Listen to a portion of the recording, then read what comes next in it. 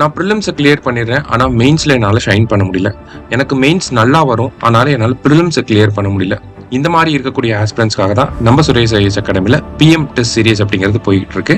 இந்த டெஸ்ட் சீரிஸோட second batch coming 25th start பண்ணுறோம். ஃபர்தர் டீட்டெயில்ஸ்க்கு இந்த நம்பர்ஸ்க்கு கால் பண்ணுங்க. மாணவர்கள் அனைவருக்கும் வணக்கம். இன்று ஏப்ரல் 25 சனிக்கிழமை தினமணி செய்தித்தாளில் இருக்கிற முக்கியமான செய்திகளை எக்ஸாம் பாயிண்ட் ஆஃப் வியூல தான் பார்க்க இருக்கிறோம். ஃபர்ஸ்ட் பாருங்க, இன்னைக்கு டேட்டே பார்த்தீங்க அப்படின்னா ஒரு முக்கியமான டேட்டு ஏப்ரல் 25, 2026. சரிங்களா? இந்த ஏப்ரல் 25 அப்படிங்கிறது என்ன அப்படின்னா உலக மலேரியா தினம்.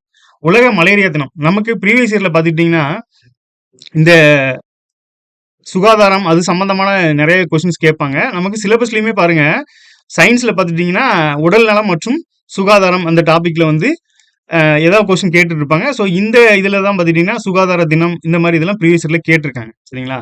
அதில் அந்த வகையில் இன்னைக்கான டே என்ன அப்படின்னு பார்த்தீங்கன்னா இந்த உலக மலேரியா தினம்.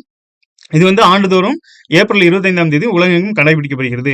ஃபர்ஸ்ட் பாருங்க, மலேரியா நோய்க்கான தடுப்பு கண்டறிதல் மற்றும் சிகிச்சை முறைகள் குறித்த விழிப்புணர்வை உலக அளவில் மேம்படுத்துவதே இந்நாளின் முக்கிய நோக்கம். பொதுவா ஒரு டேஸை பொறுத்தளவுல என்னன்னா அந்த டேஸுக்கான அந்த விழிப்புணர்வை ஏற்படுத்துறது தான் அதோட முக்கிய கருப்பொருளா இருக்கும். ஸோ அதுதான் இதுலயும் அதே தான். ஸோ அதை எப்படி கட்டுப்படுத்துறது, அதுல இருந்து எப்படி இது பண்றது, இது சம்பந்தமான முக்கியமான டேட்டா பாருங்க. இதோட தோற்றம் பார்த்துட்டீங்கன்னா 2007 நடைபெற்ற உலக சுகாதார நிறுவனத்தின் 60வது பொதுக்கூட்டத்தில் எடுக்கப்பட்ட முடிவின்படி 2008 முதல் இது அனுசரிக்கப்படுகிறது. பொதுவாகவே டேஸ் பார்த்தீங்க அப்படின்னா அது முடிவு பண்றது ஒரு வருஷமா இருக்கும், அது கொண்டாடப்படுறது அது இதுக்கு அடுத்த வருஷத்துல இருந்தா இது கொண்டாடப்படும். ஸோ இந்த மாதிரி தான் இருக்கும். நம்மளுக்கும் யோகா டே பார்த்துட்டீங்கன்னா 2014 இந்தியா வந்து இந்த யோகா டேவை பரிந்துரைச்சிருப்பாங்க. செப்டம்பர் மந்த் அந்த சம்திங்ல வந்து பரிந்துரைச்சிருப்பாங்க. ஆனா அதோட டேட் பார்த்தீங்கன்னா ஜூன் 21 அப்படின்னு வரும்.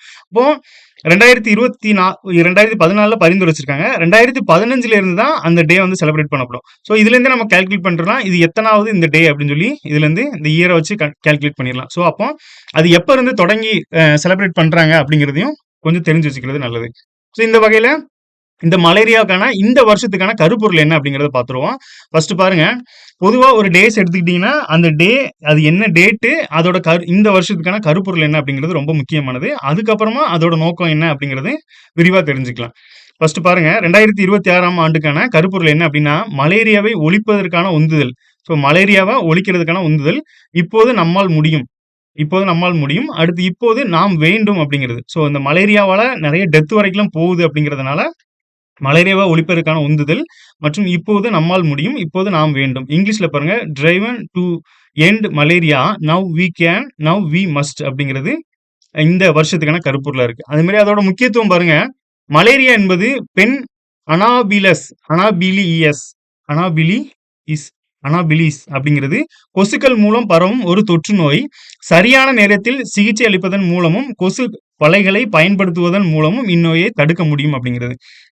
அந்த கார்பரேஷன் எல்லாம் பார்த்தீங்கன்னா சில இடங்கள்ல வந்து இந்த கொசு வலை வழங்கும் திட்டம்லாம் இருக்கு. ஸோ அந்த மாதிரி இருக்கும்போது இந்த நோயை வந்து தடுக்கலாம் அப்படிங்கிற முக்கியத்துவம் கருதி தான் இந்த டேவை வந்து செலிப்ரேட் பண்றாங்க அப்படிங்கிறது கொடுத்துருக்காங்க. ஸோ இந்த மாதிரி தான் எல்லா டேக்குமே பார்த்தீங்கன்னா இந்த மாதிரி ஒரு முக்கியத்துவம் இருக்கும், ஒரு கருப்பொருள் இருக்கும். ஸோ அதை தெரிஞ்சுக்கிறது நல்லது. பாருங்க, நம்ம ப்ரீவியஸ் இயர்ல என்ன மாதிரி கேட்டிருக்காங்கன்னு பாருங்க. வேர்ல்டு ஹெல்த் டே என்னைக்கு அப்படின்னு பார்த்தீங்கன்னா இந்த ஏப்ரல் 7 அப்படிங்கிறது தான். ஸோ இந்த WHO வந்து அந்த தொடங்கப்பட்ட அந்த நாளை தான் பார்த்தீங்கன்னா ஒவ்வொரு வருஷமும் உலக சுகாதார தினமா செலிப்ரேட் பண்றாங்க. இதெல்லாம் ப்ரீவியஸ் இயர்ல கேட்டிருக்காங்க. அடுத்தது பாருங்க, தேசிய தடுப்பூசி தினம்லாம் கேட்டிருக்காங்க. அடுத்து இதுவும் உலக சுகாதார தினம் தான். அடுத்ததா பாத்துட்டீங்கன்னா இந்த ரேபிஸ் தினம் பாருங்க. இப்ப நம்ம பார்த்திருக்கிறது வந்து மலேரியா பார்த்திருக்கோம். இந்த ரேபிஸ் டேவை கேட்டிருக்காங்க. ரேபிஸ் டேவை ப்ரீவியஸ்ல கேட்டிருக்காங்க. இது வந்து செப்டம்பர் 28 அப்படின்னு வரும். இதுல வந்து பொருந்தாததை தவறானதை கண்டுபிடி அப்படின்னு சொல்லி கேட்டிருக்காங்க. இது வந்து செப்டம்பர் 22 அப்படிங்கிறது ரேபிஸ் டே வரும். அடுத்ததா பாருங்க, தேசிய ஊராட்சி நாள். இன்னைக்கு வந்து என்ன டே? ஏப்ரல் 25. நேத்துக்கு என்ன டேன்னு பாத்தீங்கன்னா ஏப்ரல் 24. அப்படியே ப்ரீவியஸ் இயர்ல கேட்டிருக்காங்க. நேஷனல் பஞ்சாயத்து ராஜ் டே அப்படிங்கிறது பாருங்க, நேத்திக்குள்ள டேட். சரிங்களா? அடுத்ததா பாருங்க, இந்தியாவில் வாக்காளர் தினம். இப்போ கரண்ட் ட்ரெண்ட்ல என்ன போயிட்டு இருக்கு அப்படின்னா இந்த 1 மந்த் பார்த்திருப்பீங்க, எலெக்ஷன் தமிழ்நாடு சட்டசபை எலெக்ஷன் வந்து போயிட்டு இருக்கு. ஸோ எலெக்ஷன் ரிலேட்டடா நமக்கு சிலபஸ்லயே பார்த்துட்டீங்கன்னா எலெக்ஷன் ஒரு டாபிக்கை கொடுத்துருப்பாங்க. ப்ரீவியஸ் இயர்லயுமே எலெக்ஷன் கமிஷனர் பத்தி கொஸ்டின் கேட்டிருக்காங்க. எலெக்ஷன் ரிலேட்டட் அந்த சின்னங்கள் தொடர்பான கேள்விகள் கேட்டிருக்காங்க.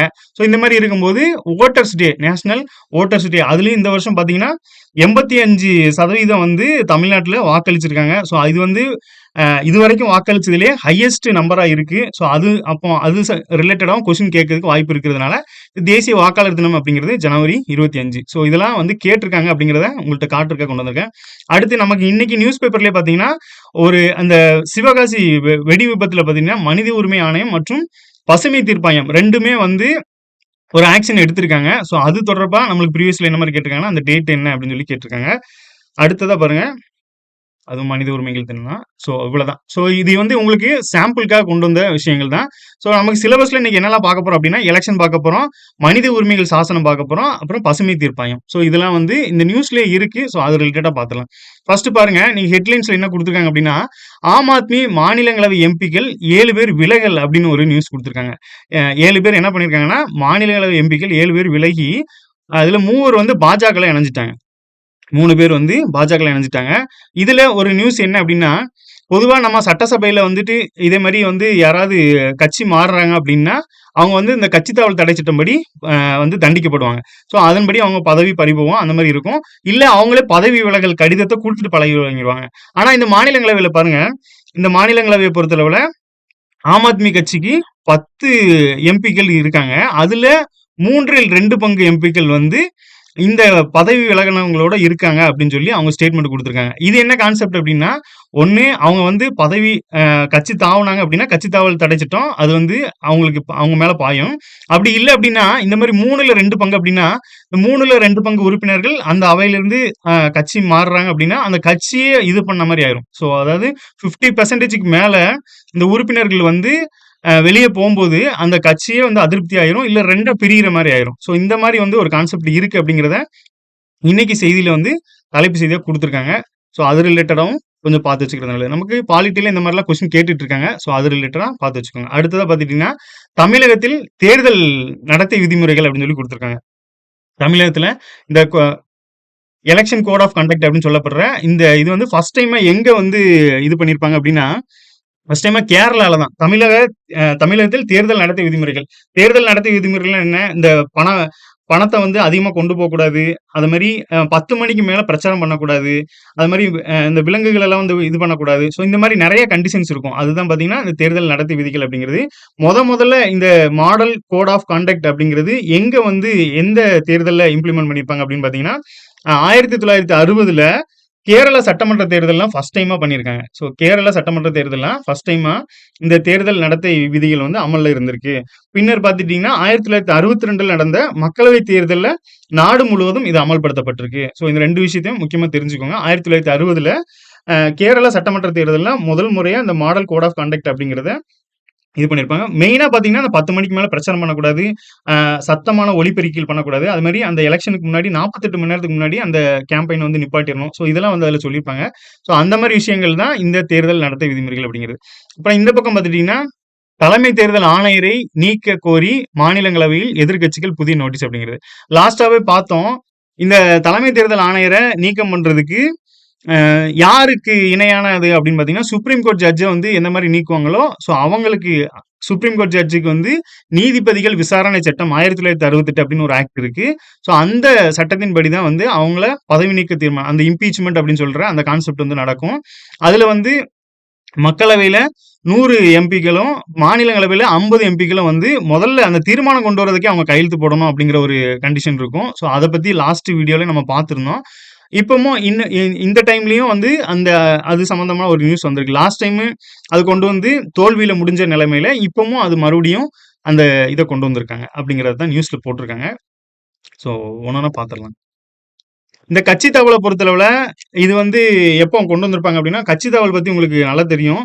ஒருவர் வந்து ஒரு சின்னத்துல ஜெயிச்சுட்டு இன்னும் அந்த ஒரு கட்சியிலேருந்து இன்னொரு கட்சிக்கு மாறுறாங்க அப்படின்னா அவங்களுக்கு கட்சி தாவல் தடை சட்டம்படி தண்டிக்கப்படுவாங்க. ஸோ அதுல வந்து என்னன்னா இந்த கட்சி தாவல் தடை சட்டம்ங்கிறது எப்போ வந்திருக்கும் அப்படின்னு பாருங்க 1985ல 52வது சட்ட திருத்தத்தின் மூலமா கொண்டு வந்திருப்பாங்க. இது வந்து அரசியலமைப்பின் 10வது அட்டவணையில சேர்க்கப்பட்டிருக்கு. அரசியலமைப்போட 10வது அட்டவணை. இந்த 3 இன்ஃபர்மேஷன் தான் முக்கியமா கேட்டுட்டே இருப்பாங்க. ஸோ கட்சி தாவல் தொடர்பா 3 விஷயத்த பார்த்துக்கோங்க. 52வது சட்ட திருத்தம் 1985ல கொண்டு வந்திருப்பாங்க. 10வது அட்டவணையில இந்த இது வந்து சேர்க்கப்பட்டிருக்கு அப்படிங்கிற 3 விஷயத்த தெரிஞ்சுக்கோங்க.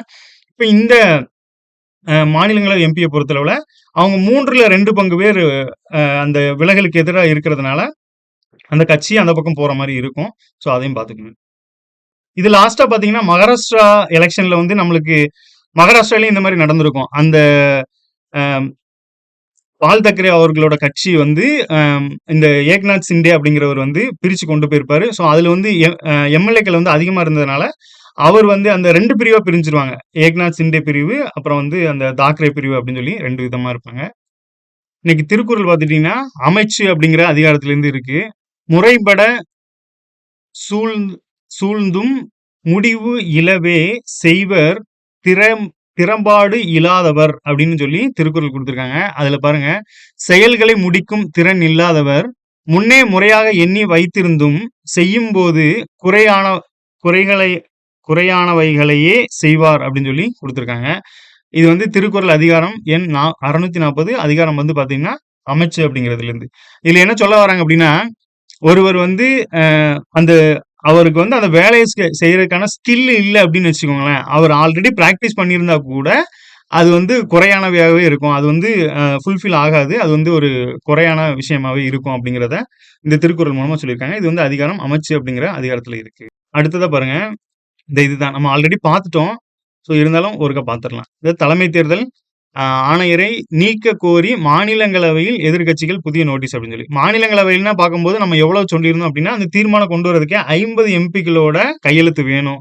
அப்போ இதுல வந்து என்ன பண்றாங்க, 73 எம்பிக்களோட கையெழுத்தோட அந்த தீர்மானத்தை மறுபடியும் கொண்டு வராங்க. ஸோ இது மக்களவையில் எவ்வளவு பேர் வேணும் அப்படின்னா, 100 எம்பிக்களோட கையெழுத்துக்கு வேணும் அப்படிங்கிறது குறிப்பிடத்தக்கது. ஸோ இந்த 2 விஷயத்த வந்து இதுல சொல்லியிருப்பாங்க. அடுத்ததா பாருங்க, நடந்து முடிந்த சட்டப்பேரவை தேர்தல்ல பார்த்தீங்கன்னா, இந்த டைம் தான் பார்த்தீங்கன்னா, நம்ம தமிழக வரலாற்றிலேயே சுதந்திரத்துக்கு அப்புறமா நடந்த எலெக்ஷன்ல தமிழக வரலாற்றிலேயே 85% வாக்களிச்சு வந்து சாதனை படைச்சிருக்காங்க. ஸோ நமக்கு எலெக்ஷன் ரிலேட்டடா நிறைய கொஸ்டின்ஸ் வர்ற நிலைமையில இந்த 2026 சட்டசபை எலெக்ஷன்ல 85% பேர் வாக்களிச்சிருக்காங்க அப்படிங்கிறது குறிப்பிடத்தக்கது. ஸோ நமக்கு எலெக்ஷன் ரிலேட்டடா என்ன வேணாலும் கேட்கலாம். நிறைய இதுக்கு முன்னாடியும் கொஸ்டின்ஸ் கேட்டிருக்காங்க. ஸோ இந்த நம்பரை ஞாபகம் வச்சுக்கோங்க. 85% அப்படிங்கிறத ஞாபகம் வச்சுக்கோங்க. அடுத்ததா பாருங்க, பாலிட்டி ரிலேட்டடான ஒரு கொஸ்டின் என்னன்னா, பீகார்ல வந்து நம்பிக்கை வாக்கெடுப்பு. ஸோ நம்பிக்கையில்லா வாக்கெடுப்பு அப்படிங்கிறது எதிர்க்கட்சி சார்பா கொண்டு வருவாங்க. நம்பிக்கை வாக்கெடுப்பு அப்படிங்கிறது ஆளுங்கட்சியை அவங்களோட பலத்தை நிரூபிக்கிறதுக்காக கொண்டு வரதான் இந்த நம்பிக்கை வாக்கெடுப்பு அப்படிங்கிறது. பீகார்ல வந்து நிதிஷ்குமார் அவர்கள் முதல்வராக இருந்திருப்பாங்க. ஸோ அவங்க பதவி விலகின நிலைமையில புதுசா புதிய முதலமைச்சர் யார் அப்படின்னு பார்த்தீங்கன்னா, இந்த சாம்ராட் சௌத்ரி அப்படிங்கிறவங்க பதவி ஏற்றிருப்பாங்க. ஸோ அவங்க பதவி ஏற்றதுமே அவங்க என்ன பண்ணியிருப்பாங்கன்னா, அவங்க கூட்டணி பலத்தை நிரூபிக்கிறதுக்காக தனது தலைமையிலான தேசிய ஜனநாயக கூட்டணி அரசு மீது நம்பிக்கை வாக்கெடுப்பு கோரும் தீர்மானத்தை சட்டப்பேரவையில் முதல்வர் சாம்ராட் சௌத்ரி வெள்ளிக்கிழமை கொண்டு வந்தார். அவரே தான் பாருங்க, முதலமைச்சரே தங்களோட மெஜாரிட்டியை காமிக்கிறதுக்காக சட்டப்பேரவையில இந்த நம்பிக்கை வாக்கெடுப்பு கோரும் தீர்மானத்தை அவங்களே கொண்டு வந்திருக்காங்க. அதன்படி பாத்தீங்கன்னா 243 உறுப்பினர்களை கொண்ட இந்த பீகார் சட்டப்பேரவையில் ஆளும் தேசிய ஜனநாயக கூட்டணி வந்து 202 உறுப்பினர்கள் உள்ளனர். ஸோ அவங்க வந்து மெஜாரிட்டியை வாக்களிச்சு அது வந்து நம்பிக்கை வாக்கெடுப்பு அப்படிங்கிறது வெற்றி பெற்றிருக்கு. ஸோ 2க்கும் முதல்ல வித்தியாசம் தெரிஞ்சுக்கோங்க. நம்பிக்கையில்லா வாக்கெடுப்பு வேற, நம்பிக்கை வாக்கெடுப்பு வேற. நம்பிக்கையில்லா வாக்கெடுப்பு அப்படிங்கிறது எதிர்க்கட்சி சார்பில் அவங்க கட்சியில பலம் இல்லாதப்போ எதிர்க்கட்சி சார்பில் கொண்டு வந்து அது வெற்றி பெற்றுச்சுன்னா அந்த ஆட்சியை கலைஞ்சிரும். ஆனா நம்பிக்கை வாக்கெடுப்பு வெற்றி பெற்றுச்சுன்னா ஆட்சி நிலைக்கும் அப்படிங்கிற மாதிரி இருக்கும். ஸோ அது போக இந்த உறுப்பினர்களோட எண்ணிக்கை கொடுத்துருக்காங்க பாருங்க. பீகார்ல வந்து 243 கொடுத்துருக்காங்க. ஸோ நமக்கு லாஸ்டா 5 சட்டசபைக்கு வந்து எலெக்ஷன் நடந்து முடிஞ்சிருக்கு. இந்த 5 எலெக்ஷன் சட்டசபையோட நம்பர்ஸையும் தெரிஞ்சு வச்சுக்கோங்க. நம்ம தமிழ்நாடு பொறுத்தவரை 234 அப்படிங்கிறது முக்கியமா தெரிஞ்சிருக்கும் எல்லாருக்கும். மத்த 4 சட்டசபைக்குமே அந்த 4 ஸ்டேட்டுக்கும் நடந்திருக்குமே அந்த நம்பர்ஸும் தெரிஞ்சுக்கோங்க. லாஸ்டா நம்மளுக்கு என்ன கேட்டிருந்தாங்க அப்படின்னா, மத்திய பிரதேசத்தோட அந்த கவுண்டிங். அதுலயும் பாருங்க, நமக்கு இந்தியாவிலே பார்த்துட்டீங்கன்னா உத்தரப்பிரதேசல அதிக உறுப்பினர்கள் இருப்பாங்க. ஸோ அதை வந்து ஆப்ஷன்ல கொடுக்காம கீழ்கண்டவற்றில் எந்த சட்டமன்றத்தில் அதிக உறுப்பினர்கள் இருக்கிறாங்க அப்படிங்கிற மாதிரி கொடுத்துட்டு அதில் உத்தரப்பிரதேசம் ஆப்ஷன்ல இல்லை. அதுக்கு அடுத்தபடியா என்ன இருந்துச்சு அப்படின்னா மத்திய பிரதேசம் இருந்துச்சு. ஸோ அதுதான் வந்து ஆன்சரா இருந்துச்சு. இதெல்லாம் நமக்கு ப்ரீவியஸ்ல கேட்டிருக்காங்க அப்படிங்கிறது தெரிஞ்சுக்கோங்க. ஸோ அதன்படி ரீசெண்டா நடந்து முடிஞ்ச அந்த சட்டசபை அந்த எண்ணிக்கையை நம்ம தெரிஞ்சு வச்சுக்கிறது நல்லது. லாஸ்டா பாருங்க, இந்த விருதுநகர்ல வந்து ஒரு பட்டாசு விபத்து வந்து ரீசெண்டா நடந்திருக்கும். ஸோ அந்த பட்டாசு விபத்துல என்ன அப்படின்னா 2 விஷயம் வந்து நம்ம பார்க்கணும் எக்ஸாம் பாயிண்ட் ஆஃப் வியூல. ஸோ அந்த வகையில ஃபர்ஸ்ட் என்னன்னா, இந்த விருதுநகர் பட்டாசாலை வெடி விபத்து, தேசிய பசுமை தீர்ப்பாயம் விசாரணை. அதே மாரி இங்க உள்ள பார்த்துட்டீங்கன்னா, தேசிய மனித உரிமைகள் ஆணையம் நோட்டீஸ் அப்படிங்கிறது. 2மே பார்த்துட்டீங்கன்னா, தாமாக முன் வந்து தான் இந்த விசாரணை பண்றாங்க. தேசிய பசுமை தீர்ப்பாயத்தின் முதன்மை அமர்வு தாமாக முன் வந்து இந்த விசாரணை எடுத்துக்கொண்டது. அதே மாரி இங்க பார்த்துட்டீங்கன்னா, தேசிய மனித உரிமைகள் ஆணையம் NHRC தாமாக முன் வந்து இந்த விசாரணை எடுத்தது. அதே மாரி இந்த பசுமை தீர்ப்பாயத்தை பொறுத்தளவுல ஃபர்ஸ்ட் இன்வெஸ்டிகேஷன்ல என்ன சொல்லியிருக்காங்கன்னா, 1986ஆம் ஆண்டின் சுற்றுச்சூழல் பாதுகாப்பு சட்டத்தின் மீறல்களை பிரதிபலிக்கவும், சுற்றுச்சூழல் இணக்கம் மற்றும் தொழில்துறை பாதுகாப்பு தொடர்பான சிக்கல்கள் இதுல இருக்கு அப்படின்னு சொல்லியிருக்காங்க. ஸோ இதுல நமக்கு எக்ஸாம் பாயிண்ட் ஆஃப் வியூ என்ன அப்படின்னா, இந்த 1986ங்கிறது 1986 அடிக்கடி நமக்கு எக்ஸாம்ல கேட்கக்கூடியது. அது மாதிரி இந்த சுற்றுச்சூழல் தினத்தையும் நம்மளுக்கு கேட்டுட்டே இருப்பாங்க. அது மாதிரி தேசிய மனித உரிமைகள் ஆணையம், தேசிய மனித உரிமை தினமே வந்து பாத்தீங்கன்னா டிசம்பர் 10, அதையுமே நமக்கு ப்ரீவியஸ் இயர்ல கேட்டிருக்காங்க. ஸோ இது 2மே முக்கியமானது அப்படிங்கிறதுனால இதை எடுத்துட்டு வந்திருக்கேன். ஸோ இதுல வந்து இந்த தேசிய பசுமை தீர்ப்பாயம்ங்கிறது எப்போ வந்திருக்கும் அப்படின்னு பாத்தீங்கன்னா, இந்த மனித உரிமைகள் ஆணையம் உங்களுக்கு தெரிஞ்சிருக்கும். 1993ல தான் இது வந்து மனித உரிமை ஆணையம் அப்படிங்கிறத கொண்டு வந்திருப்பாங்க. அதே மாதிரி 1993ல அக்டோபர் 12ல இந்த மனித உரிமைகள் ஆணையம் அப்படிங்கிறது இந்தியால வந்து கொண்டு வந்திருப்பாங்க. இதே சர்வதேச மனித உரிமைகள் தினம் அப்படிங்கிறது இந்த டிசம்பர் 10. இதுதான் ப்ரீவியஸ் இயர்ல 2-3 டைம் கேட்ட கொஸ்டின். அதே மாதிரி இந்த தேசிய பசுமை தீர்ப்பாயம் அப்படிங்கிறது 2010ல தான் கொண்டு வந்திருப்பாங்க. 2010ல பார்த்துட்டீங்கன்னா, அக்டோபர் 18, 2010ல உருவாக்கப்பட்ட ஒரு சிறப்பு அமைப்பு அப்படின்னு சொல்றாங்க. இது இந்த தேசிய பசுமை தீர்ப்பாயம் அப்படிங்கிறது. இதோட நோக்கம் என்ன அப்படின்னா, சுற்றுச்சூழல் பாதுகாப்பு, வன பாதுகாப்பு மற்றும் இயற்கை வளங்கள் தொடர்பான வழக்குகளை விரைவாக விசாரிக்கிறதுக்காக இந்த அமைப்பை கொண்டு வந்திருக்காங்க. இப்போ இங்க என்ன நடந்திருக்கு அப்படின்னா, இந்த பட்டாசாலை விபத்து மூலமா அந்த மனித உயிர்கள் இறந்தது, மனித உயிர்கள் பறிகொடுக்கப்பட்டதன் மூலமா இந்த தேசிய மனித உரிமைகள் ஆணையமும், சுற்றுச்சூழல் பாதிக்கப்பட்டதன் மூலமா இந்த தேசிய பசுமை தீர்ப்பாயமும் இங்க உள்ள வந்திருக்காங்க அப்படிங்கிறத தெரிஞ்சுக்கோங்க.